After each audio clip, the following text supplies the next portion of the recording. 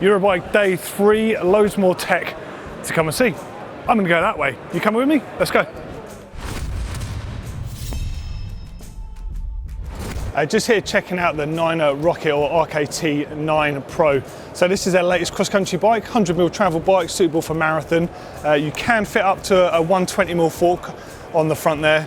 Obviously running 100mm at the back using their typical linkage configuration. Now, a few cool things about this particular bike, other than the fact it's ridiculously light. So it's got 2 BB settings. In the higher of the settings, got reach from 405 to 497.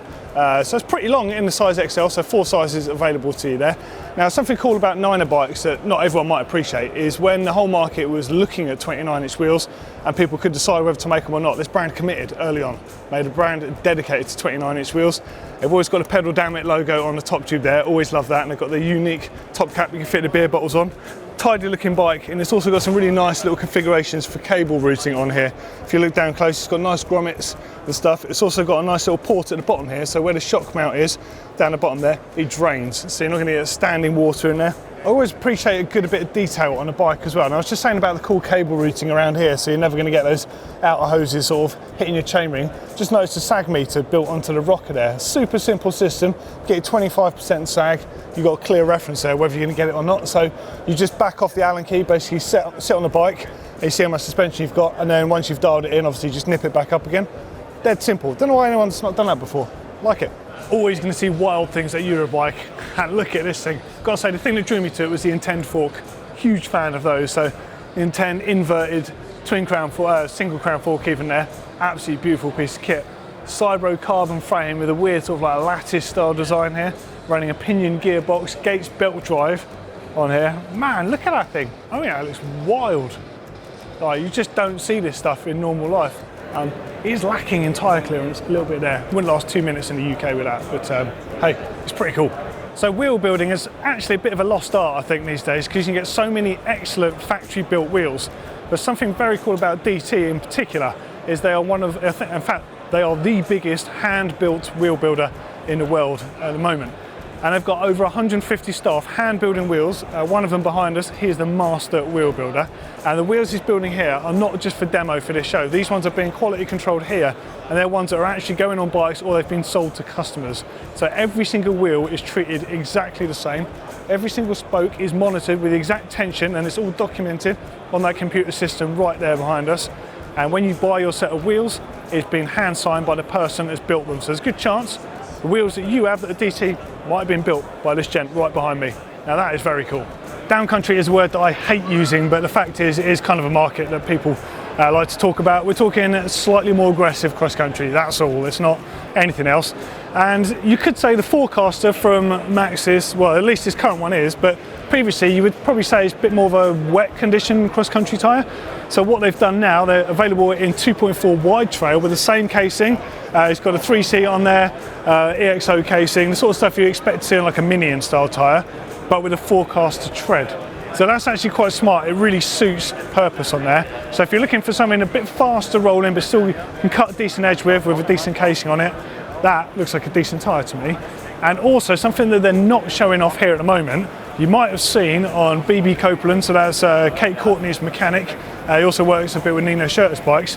They've been using an Aspen that doesn't look like this. They've been using a different Aspen that has a slightly expanded tread pattern.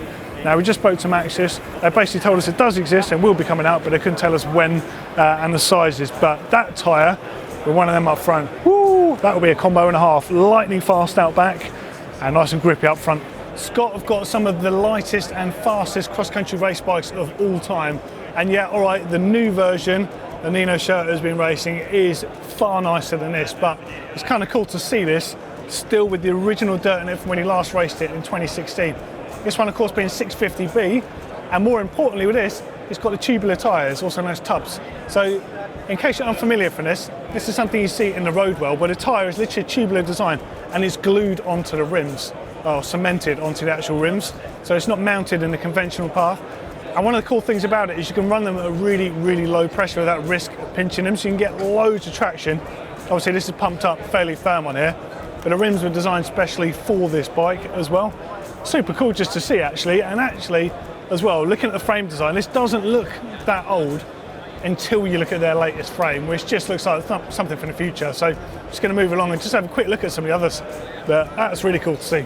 And of course, this is the latest Spark RC. So running 120mm travel front and rear for a cross-country race bike just seems a bit mad, but they've managed to do this in an ultra lightweight format, and obviously with a hidden shock on there, which they've taken from the Bold style design.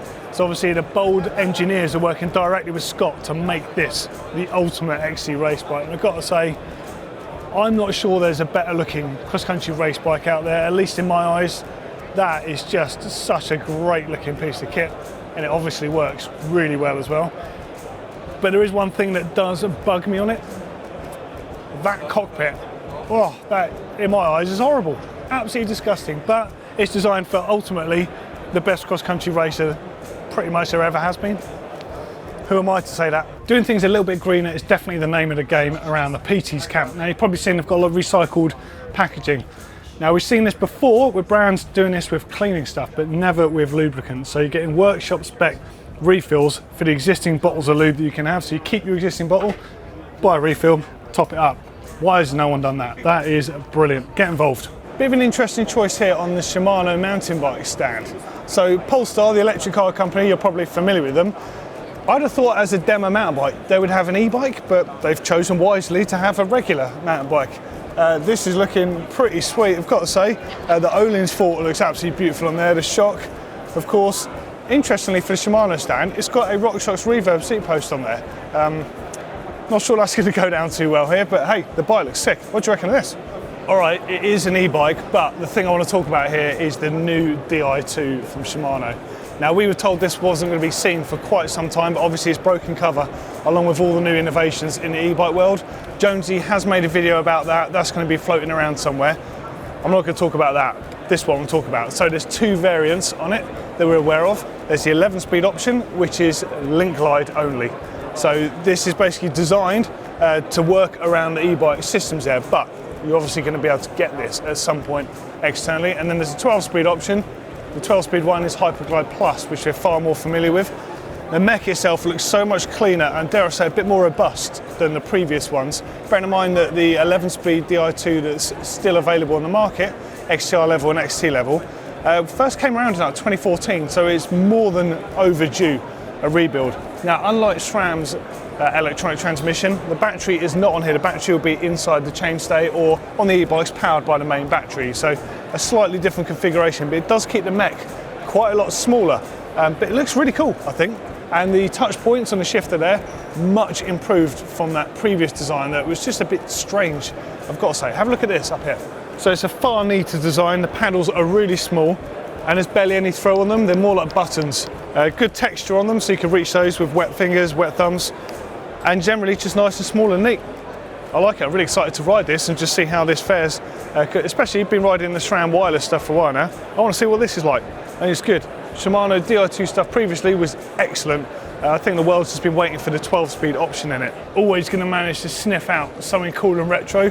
Brent Felix, like, check this out. So this bike had 6-inch travel on the rear end. I think it was 49mm on the front end with the Mag 21s. Absolute design classic. ATAC stem, Hyperlight bars, ODI mushroom grips, Cook Brothers cranks on here, original XT SPD pedals, the Panaracer specific front and rear tyres. These ones are the Dusters, so a little bit more advanced than the Dart that they used to have on the front there. Chris King headset, monocoque frame, early design, Fox Alps foreshock. Look at that. Just here at the Park Tool stand, checking out some revisions on current tools and some updates, and as well some brand new tools. Just a few revisions on the wheel jig, for example here. A bit of a workshop staple, not necessarily something that everyone's going to have at home. Just made some improvements to the usability. So you've got 3-axle adjusters that sit on the top here. And one of the things that happens when you have those is you don't have anywhere to store them.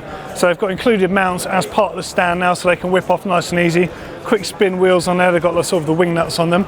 Also, they've got a quick adjust handle at the bottom here, so it's super easy just to wind it in and shut. A little bit better than the old sort of thumb style wheels I had previously on there. And I just noticed these as well. They look a little bit like the old cable tensioners you used to see, but these ones are designed for holding spokes. So when you're truing up a set of wheels, one of the things that happens is the spokes will turn slightly. So something you have to do is relieve that stress so the spokes can unwind again. Otherwise, naturally the nipple will undo itself. that just means basically it won't happen in the first place. You can actually hold each one shut as you just screw it up.